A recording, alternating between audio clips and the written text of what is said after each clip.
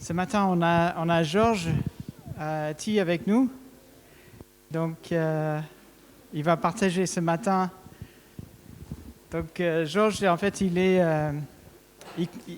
en ce moment, il conduit l'équipe apostolique de New England France. Et donc, avec son équipe, il y avait William. La semaine dernière, c'était William qui est dans l'équipe. Il y a Rémi Gomez aussi. Il y a David Bay aussi, que vous connaissez bien et que vous aimez bien aussi. Donc, c'est une belle équipe. Et donc, je demande à Georges de venir partager ce qu'il a à cœur de partager avec nous ce matin. Merci. Amen. Merci Seigneur pour Georges. Merci Seigneur que tu l'as gardé sur la route. Et Seigneur, que nos cœurs soient vraiment prêts à recevoir ce message. Seigneur, qu'on puisse le mettre en pratique. Amen. Amen. Amen. Merci. Merci, Paul.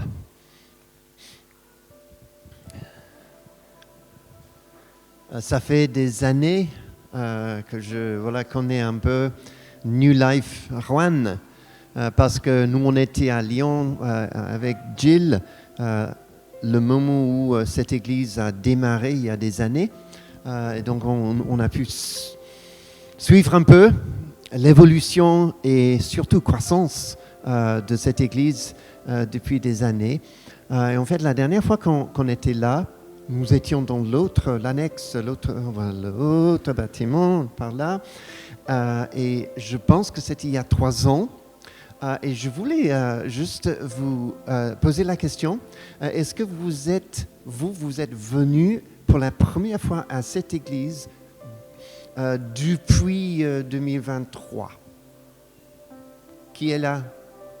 23, 24, 25 ou même cette année? Parce qu'il y a beaucoup de personnes que je ne connais pas. Vous pouvez lever la main? Et gardez la main en l'air si vous êtes là moins d'1 an.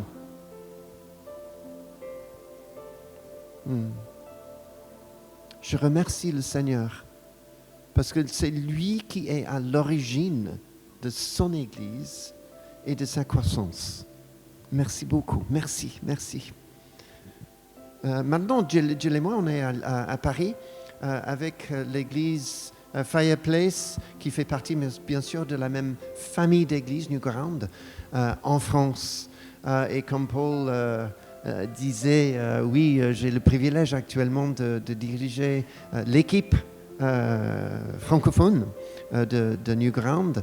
On est 6 personnes. Hier, à Lyon, justement, on avait une journée ensemble de discussion, prière.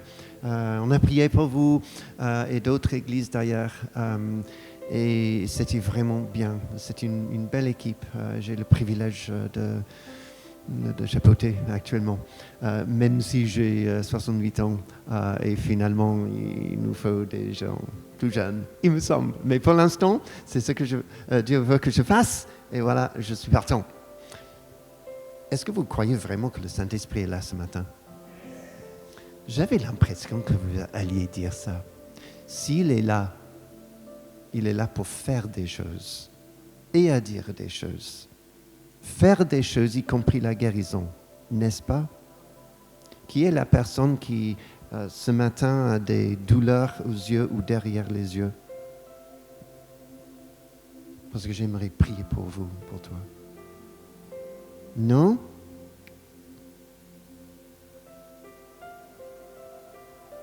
C'était toi, Jacques? Non, ce n'était pas le nez, c'était vraiment les yeux que j'avais l'impression ce matin. Ok. À la fin, en fait, franchement, à la fin, je ne sais pas comment terminer ce matin, mais je propose qu'on prie. C'est toi, Rémi? Derrière les yeux. Ok. Ben, on va prier. Ok. Prie tout de suite. Merci, Seigneur. Le Saint-Esprit est là pour nous faire du bien, pour nous libérer et pour nous guérir.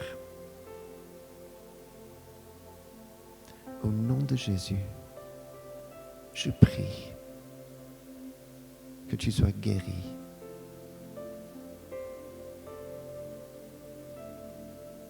Que l'huile de la guérison descende. même des cieux, pour te guérir, restaurer. Au nom de Jésus, que ce soit fait ce matin. Amen. Sois vraiment béni. Ouais. C'est douloureux ou c'était douloureux? Une grosse bulle. Ok. Sois vraiment béni et que la guérison soit là. Ouais. Amen. J'aimerais vous encourager à écouter le Saint-Esprit. Il veut vraiment nous parler tous les jours de la semaine, pas forcément juste pour des choses comme la guérison, mais il est avec nous. Il est en nous en tant que chrétiens. Nous croyons vraiment que les dons du Saint-Esprit sont pour aujourd'hui. Pas seulement la guérison. Il est bien, notre Dieu, ce qu'il fait. Un des privilèges que moi j'ai en me déplaçant un peu dans les églises New Ground en France, c'est d'arriver et de choisir sur quoi prêcher.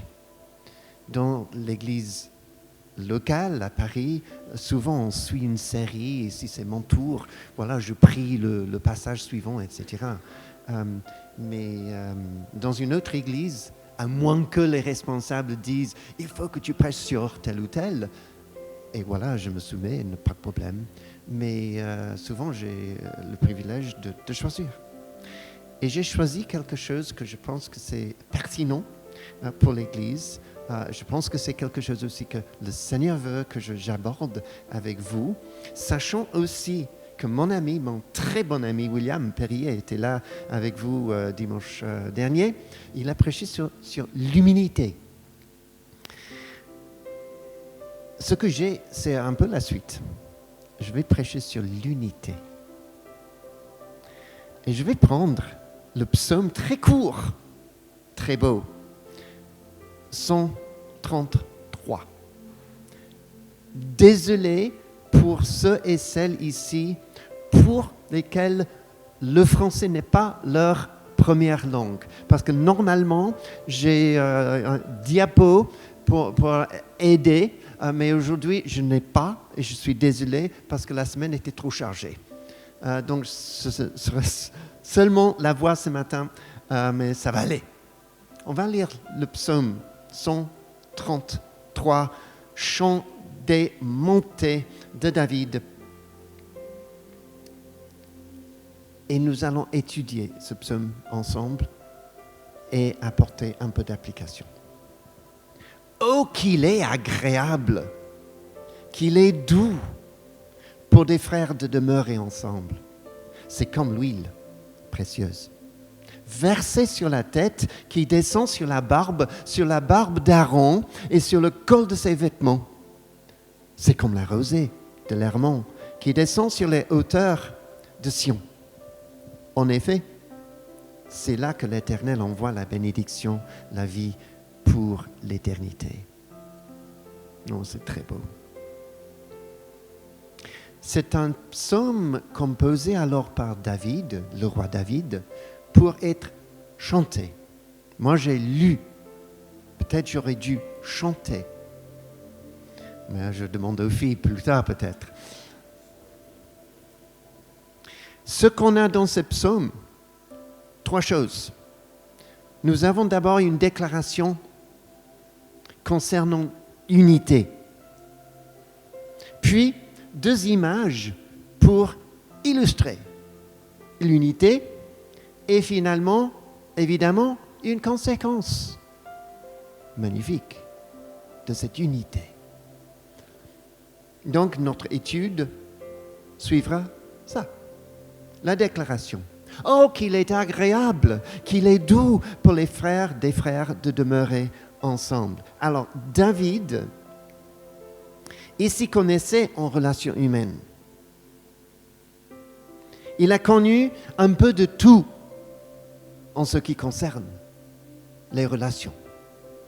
Par exemple, on voit David, 1 Samuel 16, là, nous avons le prophète Samuel qui arrive chez le papa de David, cherchant un de ses enfants, ses fils, il y en avait 8, pour rendre, pour qu'il lui soit roi. Le premier arrive, ce n'est pas lui, dit le Seigneur. Le deuxième, ce n'est pas lui. Le troisième, ce n'est pas lui. 4, 5, 6, 7. Et comme vous savez peut-être l'histoire. Donc il dit au père de David, c'est étrange. Vous n'avez pas d'autres? Si. Mais il y en a un, mais il est dans les champs avec les troupeaux. Et je pense que le mot « mais », c'est important. Parce que là, c'est un peu l'oubli de la famille. Oui, nous avons 7 fils. Ah oui, mais il y a David aussi. C'est pas gentil, à mon avis. Le chapitre suivant, nous avons le mépris de son frère aîné, Eliab. David se déclare prêt à confronter Goliath. Et finalement, devenir évangéliste. Merci Paul. Je vais lire. Eliab, le frère aîné de David, l'avait entendu parler à ses hommes, et il fut enflammé de colère contre lui. Oh, qu'il est agréable, qu'il est doux pour les frères de demeurer ensemble. Et là, on a un frère en colère. Il dit, pourquoi es-tu descendu ici et à qui as-tu laissé ton petit troupeau dans le désert? Je connais ton orgueil et la méchanceté de ton cœur.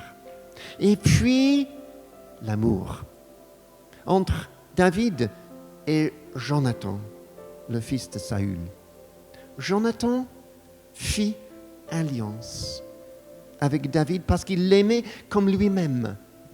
Il retira le manteau qu'il portait pour le donner à David et il lui donna ses vêtements, y compris son épée, y compris son arc et sa ceinture.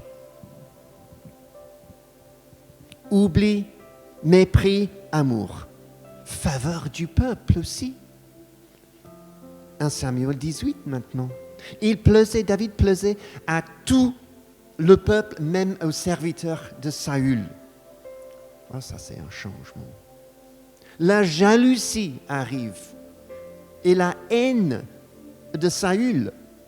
Et là, nous avons Goliath tué et puis bataille. Beaucoup de Philistins tombent sous l'épée, surtout de David. Et les femmes chantent. Et elles chantent, Saül a frappé ses 1000 et David ses 10 000.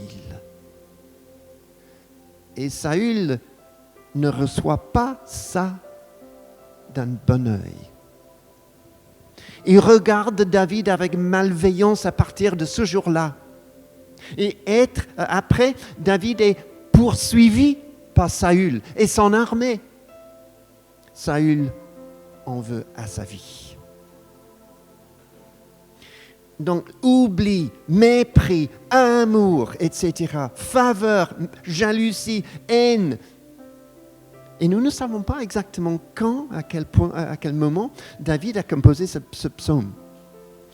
C'est probablement après la mort de Saül et Jonathan, et lorsque David a finalement été reconnu comme roi de toutes les tribus d'Israël.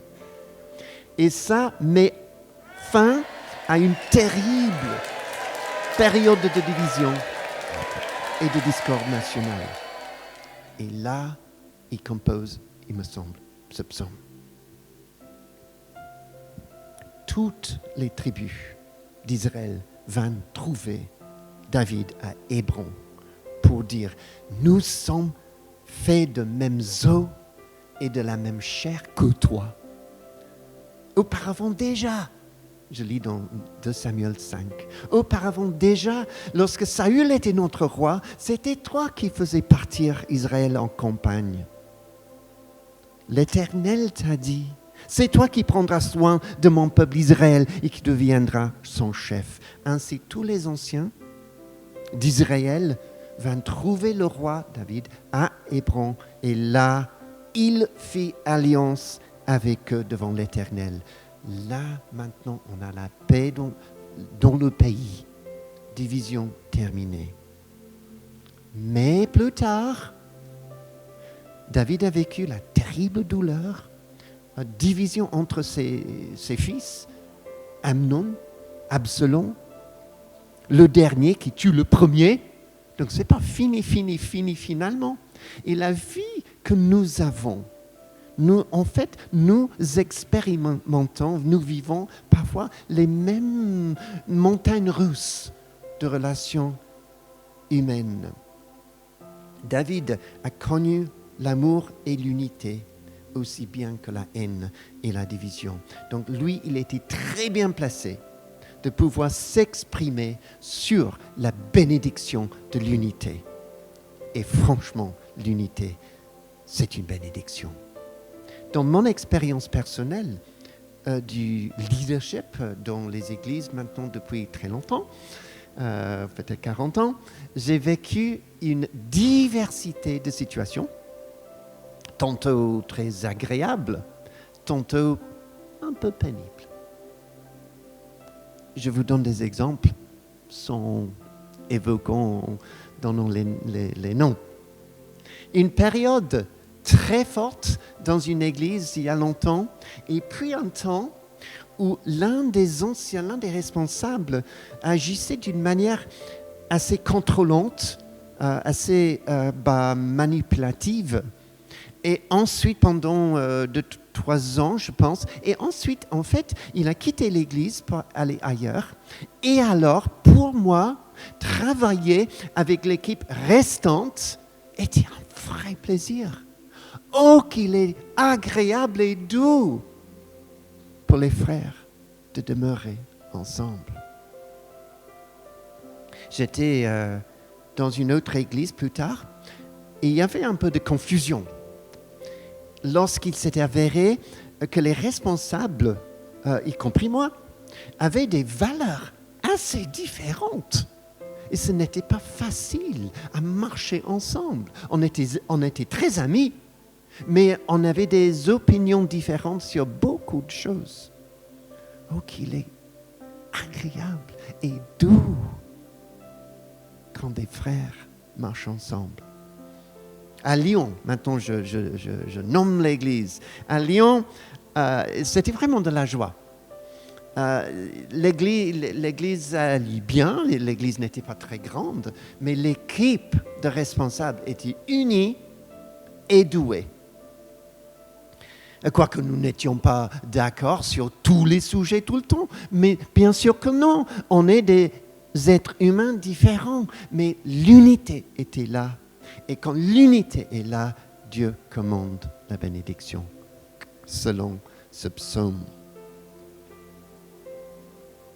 Vous avez peut-être vécu des expériences pareilles. Et en fait, quand on ne s'entend pas avec un frère, une sœur, comment vous sentez-vous? Pour beaucoup, nous avons un sentiment de malaise au cœur. Mais qu'est-ce qu'il est bon de vivre l'unité. Et David, dans ce psaume, il est en train un peu de peindre un tableau de bénédiction, une vision magnifique. C'est un chant de montée, donc c'est pour chanter alors qu'on va vers l'endroit, le lieu de culte, où on va louer ensemble en unité. Et pourtant, nous avons, lui aussi, un ennemi puissant et rusé. Et cet ennemi déteste Jésus et tout ce que Jésus fait, notamment dans et à travers l'Église. Donc la déclaration, c'est « Oh, qu'il est agréable et doux ». Et maintenant, David continue et il nous donne 2 images pour décrire, pour montrer, illustrer cette unité. Premièrement, l'huile. Verset 2. C'est comme l'huile précieuse versé sur la tête, qui descend sur la barbe d'Aaron et sur le col de ses vêtements. Quelle est cette huile précieuse? C'était l'huile pour la consécration du prêtre, du souverain sacrificateur, dont le premier était justement Aaron, le frère de Moïse. Et il se trouve que ce matin, dans ma lecture quotidienne de la Bible, je suis tombé sur le verset en Exode 29. Tu prendras l'huile d'onction et tu en verseras sur sa tête et tu le consacreras par onction. Et je note là que le verbe utilisé, c'est verser plutôt que arroser un tout petit peu. Verser. Et l'image que nous avons, c'est de l'huile qui est versée sur la tête, mais pas une petite goutte. Mais on verse. Donc l'huile est partout.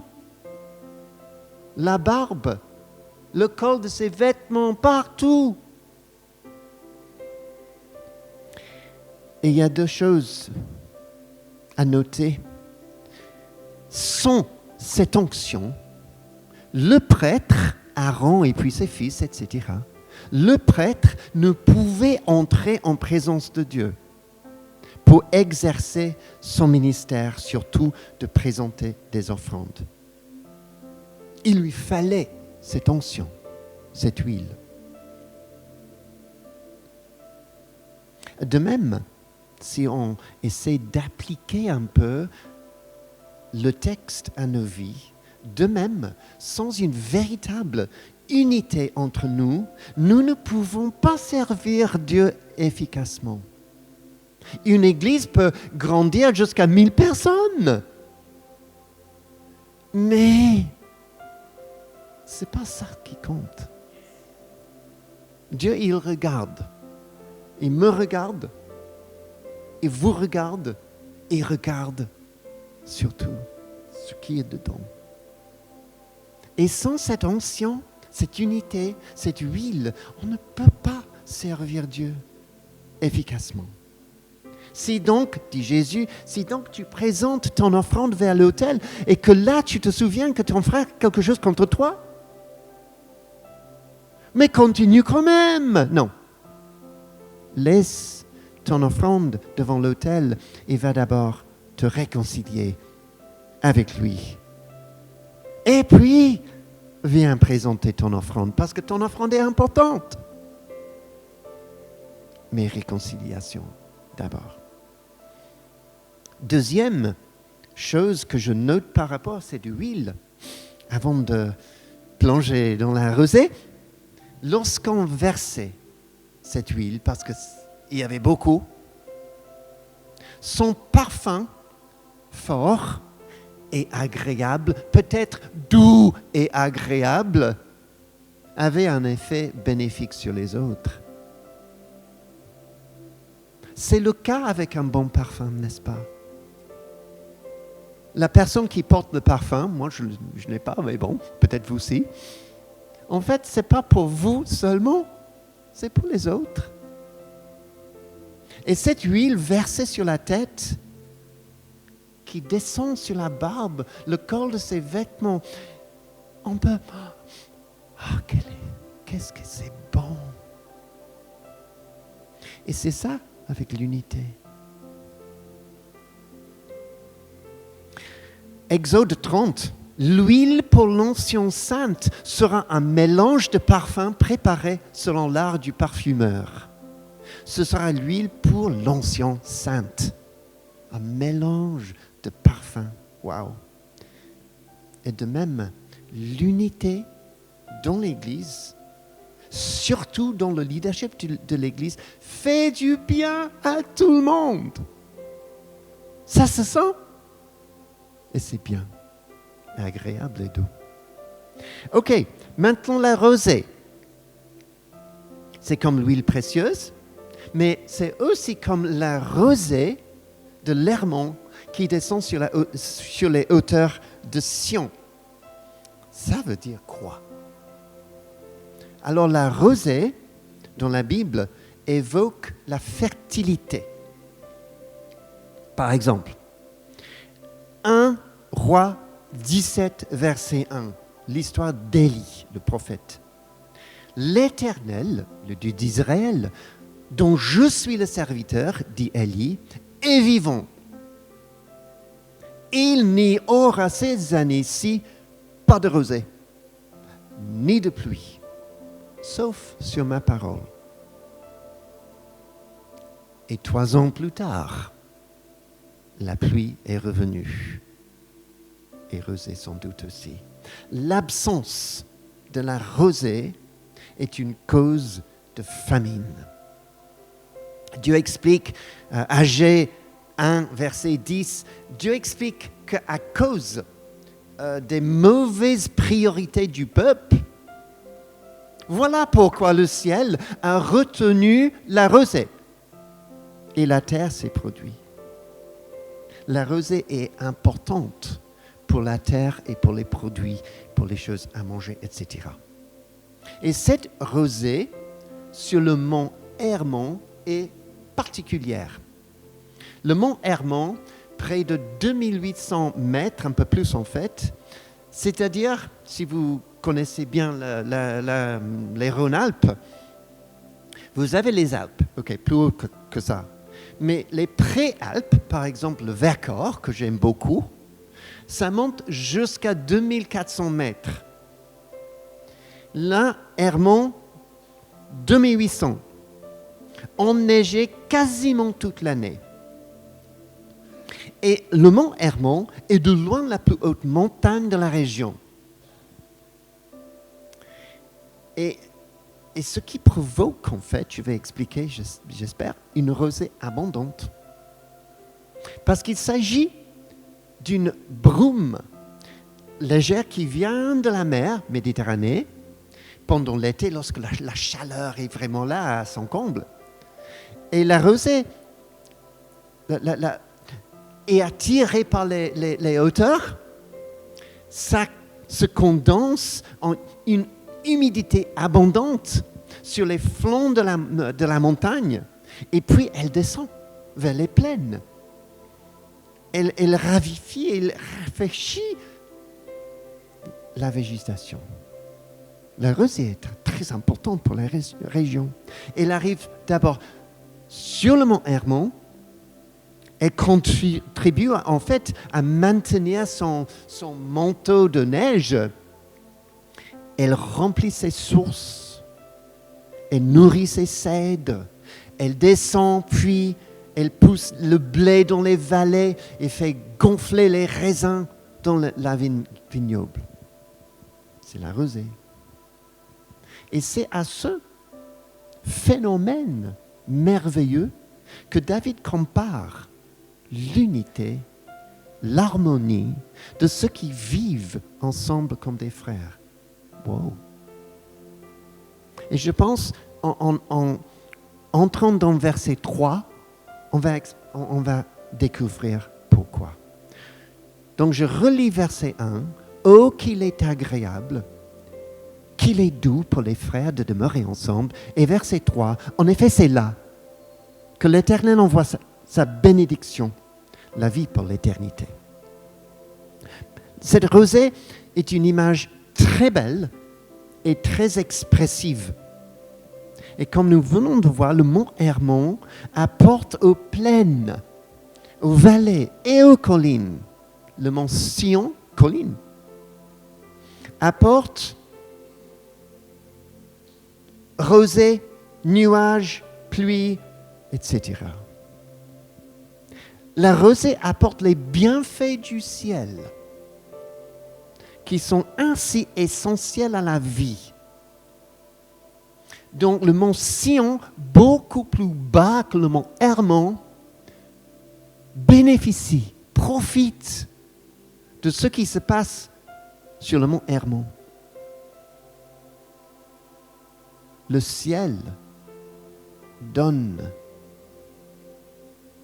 et c'est une image de l'unité. Et de même, là où se trouve l'unité.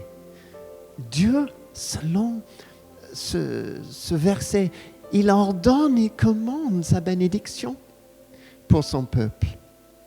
À l'époque de David, bien sûr, le temple à Jérusalem, Sion, était là où le peuple rencontrait Dieu. Et maintenant, avec la nouvelle alliance, l'agneau immolé. Oh, j'aime beaucoup ça. À l'agneau, à l'agneau, à l'agneau immolé. Et dans son sang, nous avons une alliance. Et avec cette nouvelle alliance faite par Jésus, par sa mort, le mont Sion ne signifie plus la ville de Jérusalem, le temple là-bas, mais du peuple de Dieu partout dans le monde. Nous, on est devenus l'endroit, par le bâtiment, nous. Nous, on est là où Dieu se révèle. On rencontre Dieu en Église et dans le cœur. La merveilleuse Église de Jésus-Christ. Pour moi, c'est mon Sion du Nouveau Testament. Et Dieu promet alors que l'unité et l'amour fraternel dans son Église attireront sa bénédiction, la fécondité, la vie éternelle. C'est un peu, imaginez vous ou nous à Paris ou nos amis à Lyon, en unité ensemble, ça attire quelque chose de mon Hermon, les cieux. Et Dieu voit quelque chose, il donne. Et ce n'est pas parce que vous méritez, mais c'est juste un principe spirituel. On reçoit par la grâce, pas par les œuvres. Dieu donne grâce, mais il aime énormément l'unité. À ceci, tous, dit Jésus, reconnaîtront que vous êtes mes disciples si vous avez l'amour les uns pour les autres. Mais c'est important. Pas seulement c'est bien, c'est agréable et doux d'avoir l'amour et vivre ensemble, demeurer ensemble. Mais c'est important pour la cause de ce monde. Et finalement, nous sommes là pourquoi ? Pour louer notre Dieu merveilleux, absolument. Appel premier, vocation première. Mais ce n'est pas tout. On est là pour la cause de ce monde. Et donc cette unité, en fait, ça touche le monde à travers nous parce que Dieu ordonne la bénédiction. Et comme j'ai déjà dit, nous avons un ennemi rusé, le diable, qui fera tout ce qu'il peut faire pour détruire l'œuvre de Dieu, notamment l'Église. Et ces cibles particulières, que je sais bien, très bien personnellement, sont souvent, très souvent, les responsables. Matthieu 26, verset 31, « Je frapperai le berger et les brebis du troupeau seront dispersées. » C'est un principe. Parfois, vous connaissez des histoires des responsables d'église un peu partout peut-être. Mais chez les leaders, il y a de temps en temps la chute à cause d'un problème de sexe, un problème d'argent, un problème d'autorité, mais souvent aussi un problème d'unité. Et nous avons plusieurs exemples dans le Nouveau Testament. Et du coup, les églises dans le Nouveau Testament n'étaient pas les églises parfaites. Nous, on peut dire, nous, on va bien, il y a des choses à régler. Ou on a des gros problèmes. Mais là aussi, Dieu a une expérience énorme pour régler nos problèmes. Corinthe. 1 Corinthiens 1, verset 12. Moi, je me rattache à Paul, moi, je me rattache à Apollos, et moi, Céphas, et moi, Christ. C'était une église comme ça, divisée. À Philippe, une autre église, Philippe 4, verset 2, Paul, il supplie à deux femmes, Évodie, Syntyche,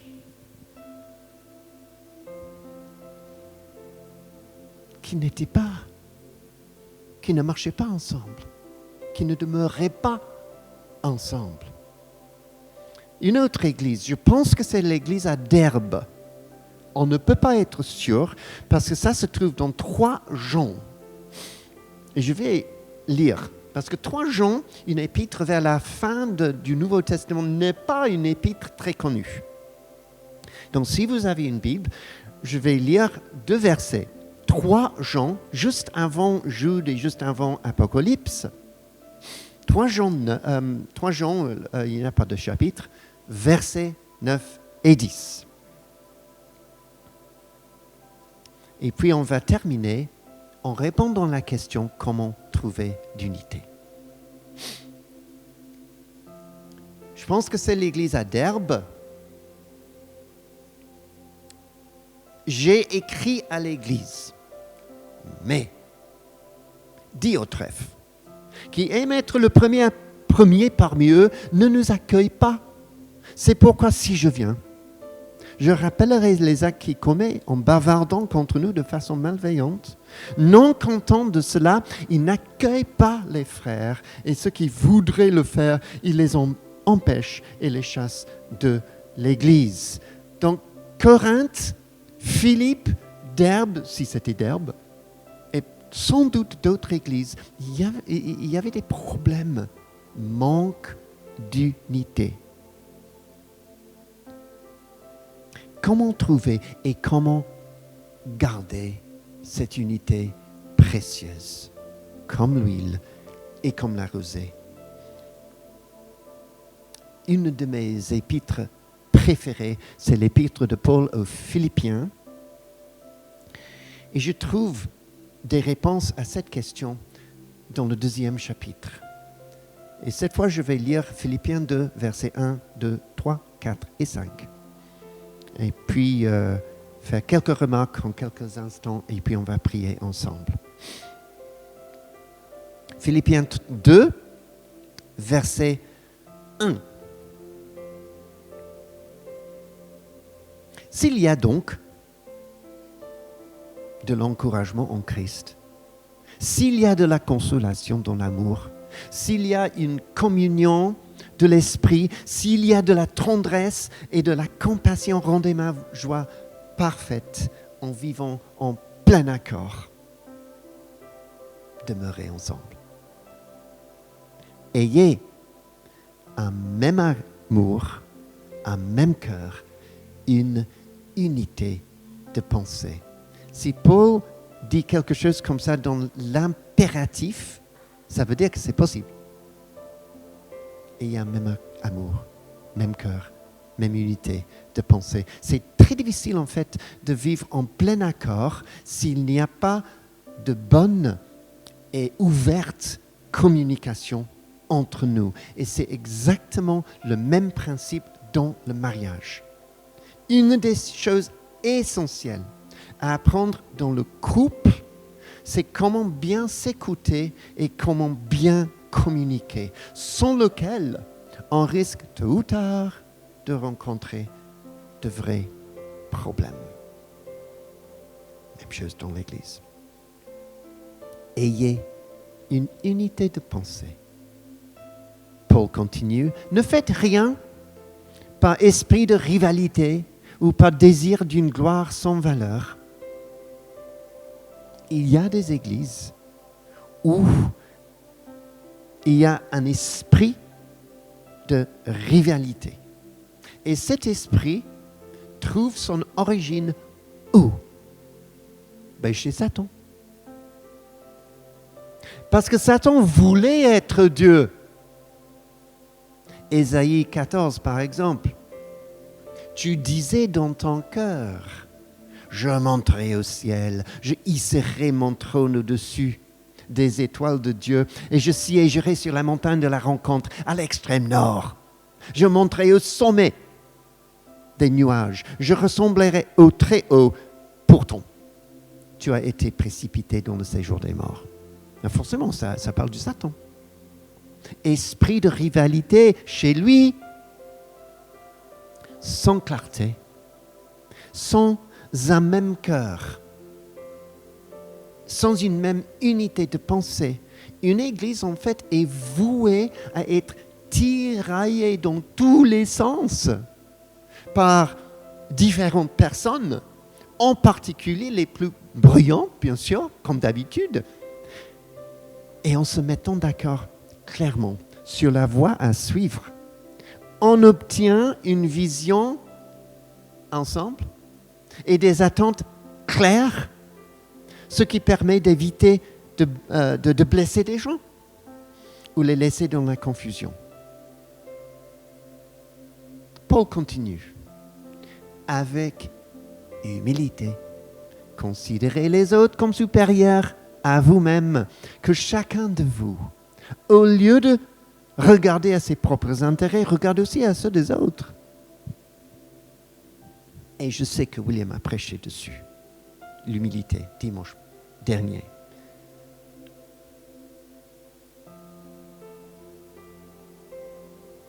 Qu'est-ce qui était important dans la vie chrétienne?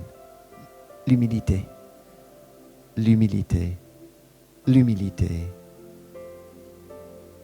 Et Dieu aime tellement l'humilité. Je donne grâce aux humbles. Paul continue. Que votre attitude soit identique à celle de Jésus-Christ. En fait, c'est le résumé de tout. Et ça, c'est énorme. Votre attitude, que ce soit identique à celle de Jésus.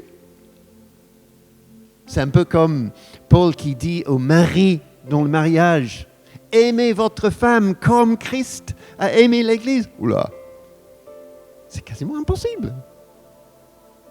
Oui, c'est impossible, sans l'aide du Saint-Esprit. Le résumé de tout, que votre attitude soit identique à celle de Jésus-Christ. Comment éviter le manque de l'unité, comment trouver l'unité, comment garder l'unité? Que votre attitude soit identique à celle de Jésus-Christ. Ce psaume imagine un peuple. Ok, vous êtes un peuple. Unis dans l'amour, entrant avec joie ensemble dans la présence de Dieu, fructueux dans tout ce que vous faites, y compris la nouvelle vie produite par la rosée. Oh, c'est une belle image. Dieu vous aime. Il vous aime tellement. Moi, j'aimerais prier pour vous en tant qu'Église. Parfois, le prédicateur, il a une idée de quoi faire à la fin d'une prédication, message et tout. Voilà, il prie pour tel ou tel, ou il demande aux gens de s'avancer ou autre. Et c'est bien ça. Aujourd'hui, je ne veux pas le faire. Je veux tout simplement prier pour vous en tant qu'Église. Que ce que je viens de dire, ce que la Bible dit, pas plutôt, fasse en vous une œuvre merveilleuse, ce qui va commander la bénédiction de Dieu, la rosée, que la rosée soit sur vous. Est-ce que vous pouvez vous lever ensemble?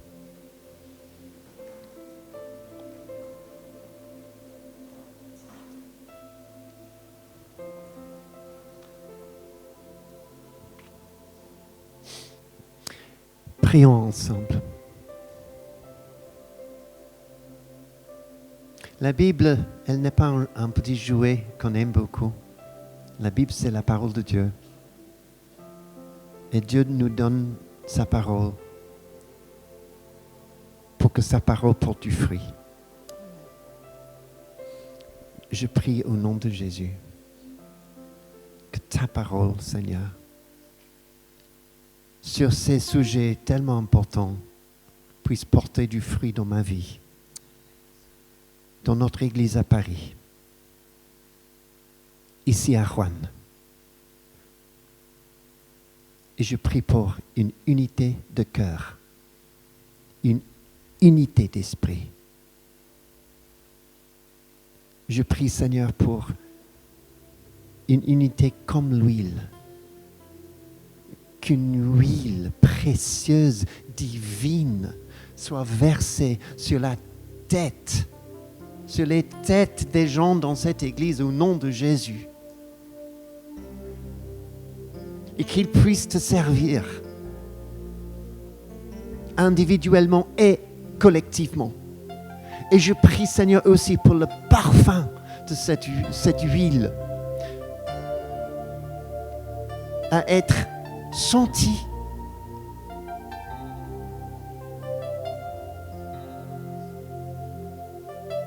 y compris par ceux qui ne connaissent pas Jésus. Que l'huile de l'unité les touche. Que ton amour, les uns pour les autres, touche ceux qui sont loin de toi. Et je prie pour la rosée, ce phénomène, la rosée du ciel, d'affecter nos vies aujourd'hui. Nous voulons porter du fruit pour toi, Seigneur, dans nos vies, dans nos couples, dans nos familles, dans nos petits groupes, dans notre église, dans notre assemblée, chez nos voisins.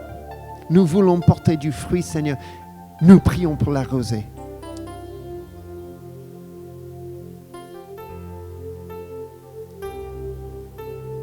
Et je prie pour chaque personne qui sait que lui ou elle devrait faire quelque chose, devrait peut-être pardonner à un autre pour retrouver cette unité précieuse.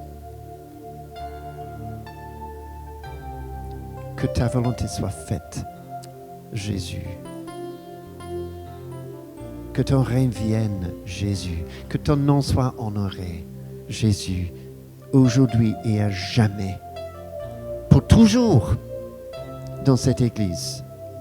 Que cette Église soit reconnue, marquée, caractérisée par l'unité au nom de Jésus. Amen.